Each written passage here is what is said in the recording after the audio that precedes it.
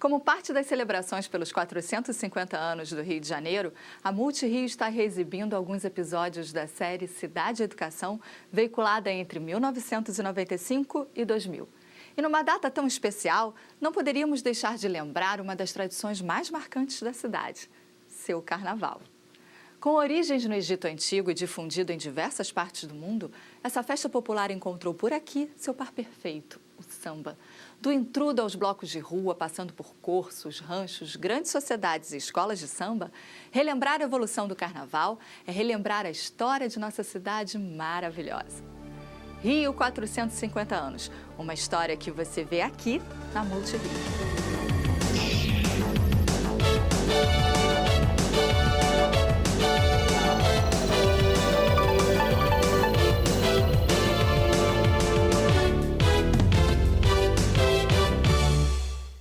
Olá, nós estamos em pleno carnaval. Quem pode se diverte, assistindo aos desfiles das escolas de samba, brincando nos blocos dos bairros ou simplesmente indo até o centro da cidade para ver o movimento dos folhões. A cada ano, a cidade procura oferecer à sua população um amplo espaço para brincar o carnaval. Muda o trânsito aqui, troca de mão acolá, os ônibus são deslocados para outros pontos de parada para que ruas inteiras estejam à disposição dos que gostam de se distrair nesses tempos de folia. Há quem diga que o carnaval já não é mais o mesmo, que o bom carnaval ocorria há 30, 40, 50 anos atrás. Mas também há 30, 40, 50 anos atrás já se dizia a mesma coisa.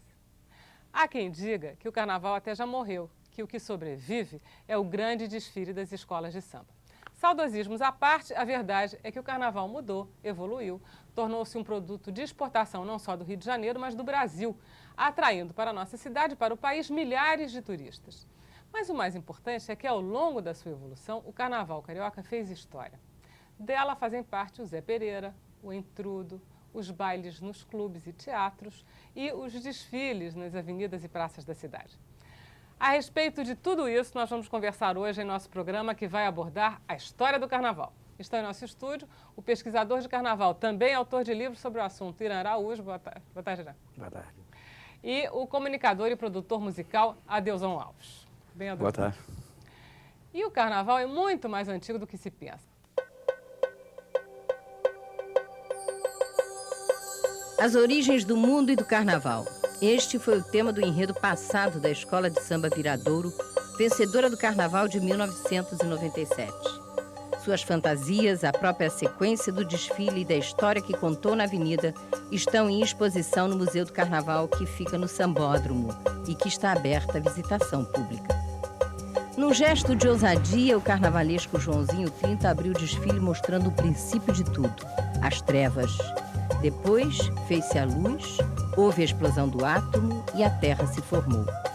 Em seguida, vieram as águas, o fogo e o ar. A vida surgiu na Terra com seus reinos mineral, vegetal e animal, e como síntese de todos os reinos aparece o homem. Com o sopro divino, ele ganha alma, espírito e mente, e ganha também a capacidade de guerrear e de fazer a paz. Num dado momento, ocorre aqui no Brasil a explosão da alegria com o nosso carnaval. O mundo inteiro se rende à sua beleza, emoção e criatividade. No ar, vibram sons, formas e cores.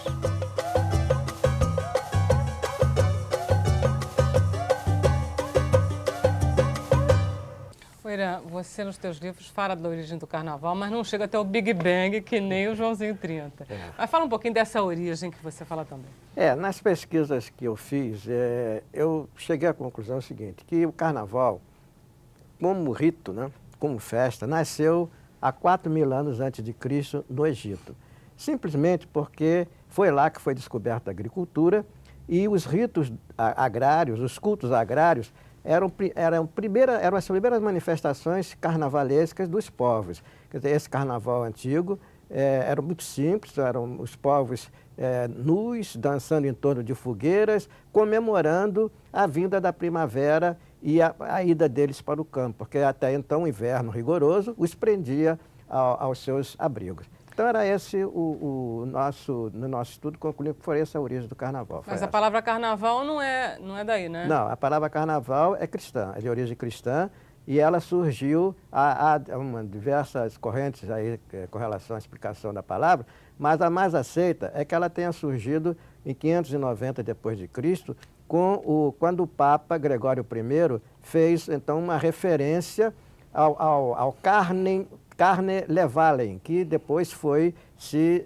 transformando, carne levamen, carne levale, carnevale, até a palavra carnaval. Isso houve uma sequência, mais ou menos de 590 a 1200 d.C. Aí a palavra ganhou um cunho de festa oficial do cristianismo, porque o carnaval foi essa festa adotada lá dos gregos, porque depois do Egito ele passou à Grécia, e eram as bacanais gregas e as saturnárias romanas, mas eram desestruturadoras. E houve um dia em que na Avenida Rio Branco a elite carioca desfilava em carros abertos. Era a realização do Corso.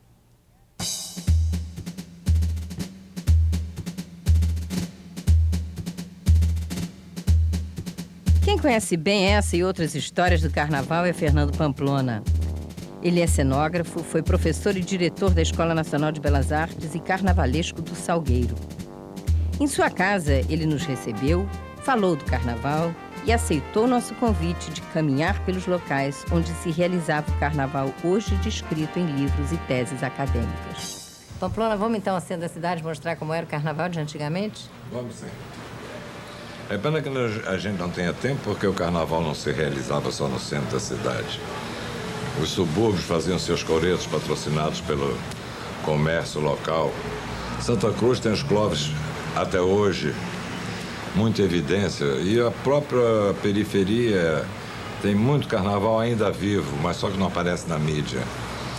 Mas o grande carnaval do Rio dava-se no centro da cidade, em 3 lugares fundamentais que a gente vai percorrer. Pamplona, antes de nós sairmos, fala um pouco dos cloves. O que eram os cloves? Por que esse nome de cloves?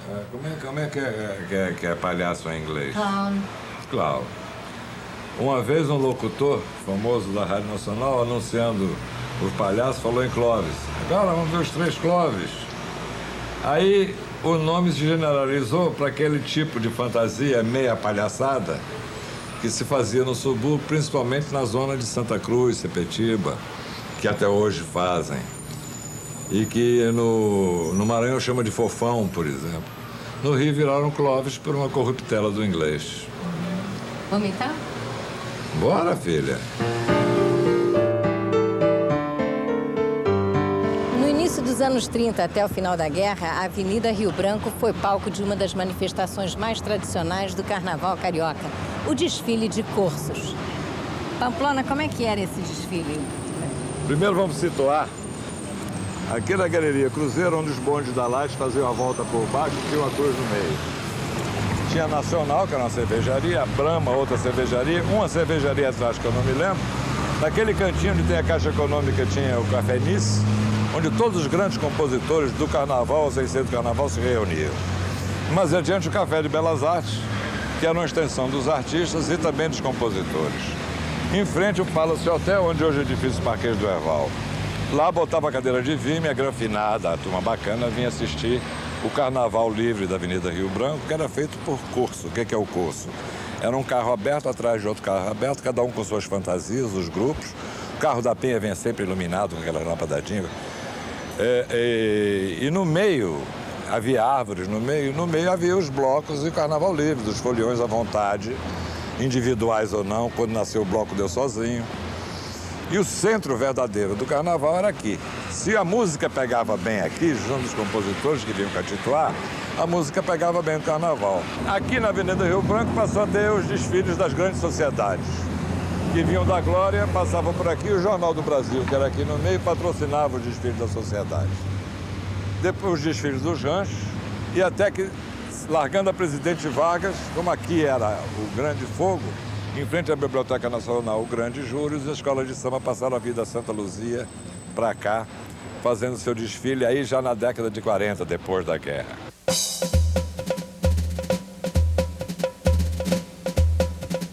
Enquanto na Avenida Rio Branco se realizava o desfile de Corso, que era de elite, aqui na Praça 11 era realizado o Carnaval Popular. Pamplona, como é que era esse carnaval na época?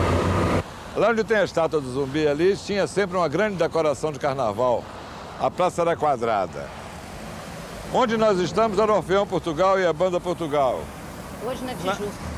Ali tinha uma cervejaria. Na rua, que em continuação havia, não tinha mais 2 cervejarias. Tinha um cinema e casario. Aquela cervejaria tinha uma grande sinuca atrás e o resto era baianada. Baianada é o que a gente costuma dizer, era a colônia baiana. Eram os baianos que moravam em Cortiço, na Avenida Central, que quando Pereira Passos abriu, isso pode ser visto da pequena África, todos os baianos foram despejados para cá, que era muito longe do centro. Nessa baianada, naturalmente, vieram as tias, entre elas a famosa tia Seara. Entre a Praça 11 ficava o Estácio. E o pessoal do Estácio era o pessoal que produzia samba na ocasião, onde Francisco Alves e todos os grandes iam comprar os sambas. Bide, Marçal, Ismael Silva, Mano Edgar. Começaram a vir também os ranchos, até que um deles se transformou em escola de samba. Vocês sabem a história, Ismael Silva deu o nome de escola de samba, por causa da escola normal. Tendo escola normal para ensinar, normalmente eles ensinavam samba, virou escola de samba. Mas o cortejo era aleatório, passava por 1000 ruas que já não existem mais, mas a passagem obrigatória ainda frente à casa da tia Seata. Até que um cara da Mangueira, Zé Espinguela, resolveu organizar um desfile com prêmio. Primeiro lugar, segundo lugar, terceiro lugar. Agora, ainda nessa época, o samba era considerado marginal, não era, Paulo? Tanto assim que, como a coisa era um acontecimento cuja evolução não terminou ainda, Pedro Ernesto, ele com um delegado resolveram oficializar o desfile das escolas de samba, para tirar da marginalidade, que o samba era perseguido. E deram uma razão social. Ele inventou o apelido Grêmio Recreativo para poder, em vez de ser clube, não sei o quê, associação, virou Grêmio Recreativo, Escola de Samba, blá, blá, blá, coisa lero, lero, lero e tal. E oficializou o desfile, que foi imediatamente coberto pelos grandes jornalistas à frente, Álvaro Moreira, que se interessavam por cultura popular e faziam com que o Jornal do Brasil não apenas fizesse o concurso das grandes sociedades, dos ranchos, mais tarde na Avenida Rio Branco, como oficializaram o desfile, que foi progredindo daqui. Depois virou a Presidente Vargas com aquela Candelária lá no fundo. De lá foi para a Avenida Rio Branco, da Avenida Rio Branco, etc., até terminar ali no Sambódromo, como retorno à Praça 11.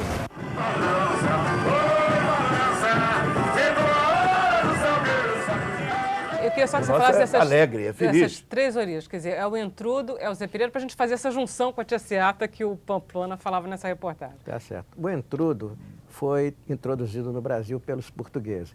O Entrudo não tinha música, era uma brincadeira de rua, brutal, era uma expressão assim de libertação em determinado momento, aquela coisa da desrepressão. Durante 3 dias, os escravos podiam sair à rua e jogar coisas uns nos outros.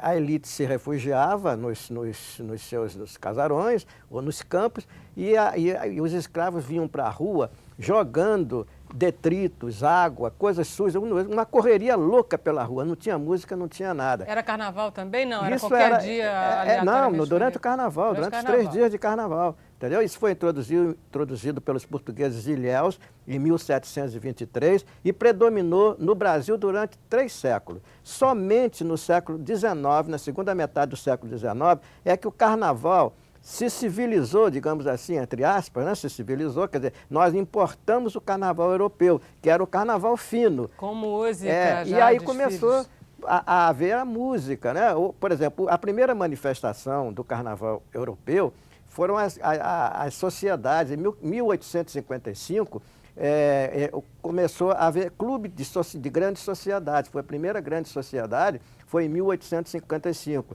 Em 1840, um pouquinho antes, foi o primeiro baile carnavalesco. E em 1852, como você se referiu, foi o Zé Pereira. O Zé Pereira foi aquela primeira manifestação de rua com bumbo, que é um português bigodudo que saía às ruas no dia de carnaval batendo um bumbo. E então, atrás dele, vinha uma série de pessoas. São os primeiros, já tinha morrido. Primeiras manifestações do bloco. Mas não tinha música ainda. A música do Zé Pereira, que é, todo mundo conhece, essa música foi uma companhia francesa que em 1870 fez em referência ao Zé Pereira. Então se juntou ao Zé Pereira. Essa é considerada uma das primeiras músicas de carnaval, sendo que a música de carnaval verdadeira, considerada a primeira, seria o Abre Alas da Chiquinha Gonzaga. O Abre Alas, que eu quero passar. Aí, daí em diante... Eu sou da Lira. É de quando? É de quando essa música da Chiquinha? 1899. É a primeira música de carnaval, então, considerada... Eu aí queria colocar um detalhe que eu acho importante, Irã, na conversa. Que esse carnaval ao qual ele se refere, inclusive esse intrudo, que era um negócio agressivo, violento, e a marcha de carnaval, que é a marcha de pular, inclusive era uma palavra que era muito usada, pular o carnaval. Isso. Agora, o samba não. O samba não é uma música para pular, é uma música para dançar. Você tem que ter a arte da dança. Tanto que sambar no pé, que é um termo muito conhecido, o samba é que propicia o ritmo, dá uma leveza no corpo e a pessoa samba. Esse O Abre Alas seria o quê? O Abre Alas é a música da Chiquinha Gonzaga, considerada a primeira oficial. Foi encomendada por um cordão chamado não é um Rosa, samba de carnaval. Rosa de Ouro. Rosa de Ouro. É uma música... Oi, Abre Alas, que eu quero passar, mas não é um eu sou da samba Lira. Não, era uma marcha. Uma marcha de mais carnaval. marcheado. No próximo bloco, você vai saber como é que era o carnaval que a gente realizava na Lapa. É um minutinho só.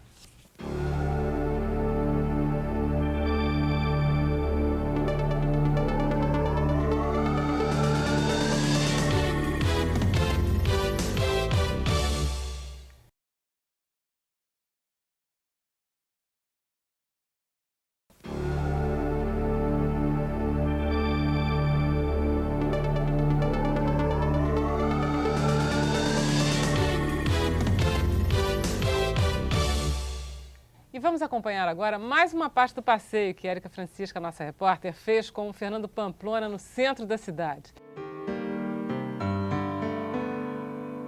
A maior atração do carnaval eram as grandes sociedades que desfilavam na terça-feira gorda, como chamavam. Acabava o carnaval e todo mundo vinha ver os desfiles que começava aqui pela Lapa e entrava pela Avenida Rio Branco. E o julgamento quase sempre era em frente ao Jornal do Brasil. Mas a grande concentração das grandes sociedades, a não ser os embaixadores, que era na Cinelândia, em cima do Amarelinho, todas as grandes sociedades carnavalescas eram aqui, em torno da Lapa. E as gafieiras todas, que hoje só restou uma na Praça Tiradentes, também era aqui. E, se não me engano, o Bola Preta, que depois virou para lá, também nasceu por aqui. Mas isso eu não tenho muita certeza, não. O Bola Preta, anualmente, é quem abre o carnaval, oficialmente, para os carnavalescos. Até hoje. Sábado de manhã, às 6 horas da manhã, eles saem, fazem um curso dele maravilhoso e continuam mantendo a tradição até hoje. Eu só queria perguntar a respeito de uma coisa que ele tinha falado, que era da baianada e da tia Ciata, que é uma baiana que veio. Essa junção, as baianas das escolas de samba, tem a ver com esse momento? A Adilson também vai falar um pouquinho. As tias foram importantíssimas na evolução da música popular brasileira. Elas vieram, não é, da Bahia e aqui congregaram nas suas casas toda essa parte musical do nosso país. Era a tia Ciata, tinham tias ligadas aos ranchos, tia Sadata, enfim, tinha Prisciliana, enfim, várias tias que moravam ali no centro da cidade e eram onde davam grandes festas.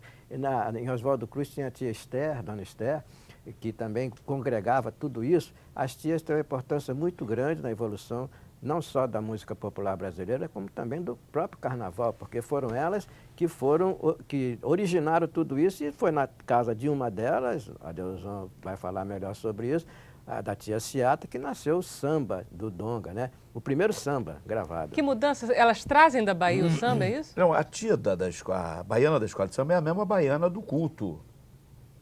Vem de lá. Por isso que a baiana é considerado o fundamento mais importante da escola de samba. Fundamento. Hoje, alegoria e tal, mas fundamento cultural, né, é a baiana. Porque ela tem a mística, ela o Geraldo Babão, compositor do Salgueiro, na barra da Saia da Baiana tem Mironga, tem Dendê, tababá. Era um partido alto do Geraldo Babão, foi o maior compositor do Salgueiro. Só para complementar o que o Adesão está dizendo, as baianas, elas originaram-se no tempo dos vice-reis. Eram aquelas mulatas cestrosas que vinham quase com o seio de fora, que vinham à frente das procissões de Nossa Senhora do Rosário e de São Benedito. E elas vinham ali na frente e causavam um furor grande entre as pessoas, porque elas carregavam o andor e vinham desenvolvendo uma dança na procissão ali na frente e chamavam muita atenção, porque elas vinham com aqueles colares todos e os seios quase de fora. Então, a igreja, em determinado momento, passou a querer proibir e disse, vocês agora vão desfilar nos ranchos. E elas passaram para os ranchos carnavalescos e dos ranchos passaram para as escolas de samba. E passaram de uma forma muito interessante, porque elas vieram para as escolas de samba como baianas de linha. Elas vinham nas laterais das escolas de samba para defenderem as escolas dos ataques, quer dizer, das brigas. Eram os cordões vivos. As baianas, na maioria, eram homens. Eram valentes, malandros. Eram valentes, malandros, que traziam a navalha ali na coisa e viam nas laterais. Era só a imagem da baiana, que era um... Para defender. Tinha as baianas mesmo, tinha certa era baiana mesmo. Era baiana mesmo, mas a maioria das baianas eram homens que vinham nas laterais das escolas de samba. E o fato interessante disso tudo... Só um detalhe, tem uma gíria de malandro que diz assim, eu não estou com esse babado todo na roda da saia da baiana. O Chico pensa, roda da saia da baiana, porque malandro é que saía de baiana, para defender. Saía de baiana, Não estou com esse babado todo na roda da saia da baiana. Até hoje não sai homem em ala de baiana? Não, hoje é proibido. É proibido. Hoje é proibido a baiana. Elas se agruparam como alas na Mangueira em 1960. A partir de 60, elas passaram a se agrupar, saírem em grupos. E em 1988, por aí, uma escola de samba chamada da Tijuca, né? Essa é uma das mais antigas, Unidos da Tijuca, ela colocou baianas com bigodes enormes, assim, uma coisa assim até para criticar, né? Aqueles bigodes enormes fez com que a Liga, no ano seguinte, a partir de 89, proibisse homens nas alas de baiana. Hoje não pode ter homem na ala de baiana. Mas a baiana, no começo da nossa conversa, a baiana, normalmente mãe de santo, e exímias, por exemplo, a vovó Maria Joana Rezadeira da Serrinha, já é falecida, juntamente com a mãe do mestre Fuleiro, que morreu com 100 e tantos anos, eram baianas, Dona Ivone Lara, baiana da Cidade Alta, que é um grupo de baianas especiais do Império Serrano. Mas o quê? Mãe de santo. Você chegava lá na casa dela, tinha cerimônia e tal, terminava, tinha uma comida gostosíssima, e aí o samba, o jongo, crianças dançando jongo e tal. Então, é que elas sempre foram o centro cultural. Essa mística da comida, né? Esse, que é um poder que elas têm, né? Não só a comida para as entidades, que a mesma comida que é oferecida às entidades, a sobra já é feita já de propósito, em grande quantidade, para uma parte ser para as entidades, outra parte as pessoas comem. Então, elas têm essa mística da cozinha, esse poder. É tanto que o que o Brasil tem hoje na arte da culinária, se quiser fazer um concurso mundial e para exportar, a maior parte é da senzala. Quer dizer, na verdade, a gente deve à cultura negra muito mais do que muita gente imagina. Do que supõe a van filosofia. Muito mais, sem dúvida nenhuma. O nosso carnaval, que é o maior espetáculo do mundo, ele só conseguiu esse tipo de time, né? essa explosão com a cultura negra. Não fosse isso, nós não conseguiríamos. E os maiores carnavais hoje estão aqui no Brasil e estão no Caribe, né? Onde também a cultura negra é predominante. Predominância, né? Predominante a música do Caribe, o carnaval do Caribe, tudo isso. O europeu praticamente não tem mais carnaval. Porque tem uma música fraca. Agora está importando o carnaval. Está importando. Por exemplo, o europeu tem uma música relativamente fraca. O último grande compositor europeu, por exemplo, que predominou aqui foi Domenico Modugno, da Itália. Grande compositor, fazia lindas músicas. Tivemos alguns franceses e tal, mas os últimos ingleses foram Beatles, que a música atingiu todo mundo, né? Tem país aí que você nem sabe que música que é que ele faz. Mas já a nossa música não. A nossa, você vê, são 300 caras tocando, 200 e tantos em cada escola de samba, junta tudo isso, né? É um espetáculo que é feito durante horas e que o fundamento é isso. Hoje ele tem essa parte alegórica, de fantasia, que conta muito, mas o fundamento mesmo é o samba, é o ritmo. Não. Esse é que é como a tomada que você liga E sai dançando. e que liga os aparelhos elétricos, senão aquilo fica tudo estático. Bom, nós estamos chegando ao final de mais um programa. Eu gostaria de agradecer a participação dos nossos convidados, Irã Araújo, Adeilson Alves. Por enquanto, aproveitem o carnaval e até segunda.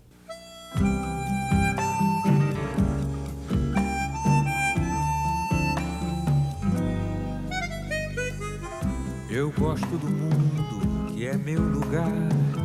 Gosto mais do rio, que é de gostar. Rio tanta cor, rio tanto mar.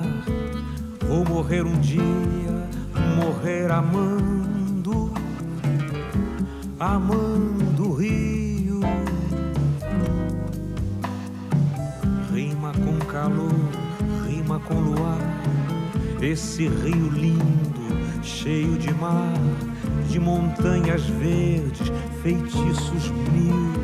Rio, mar que explode, reflete a vida num céu de anil.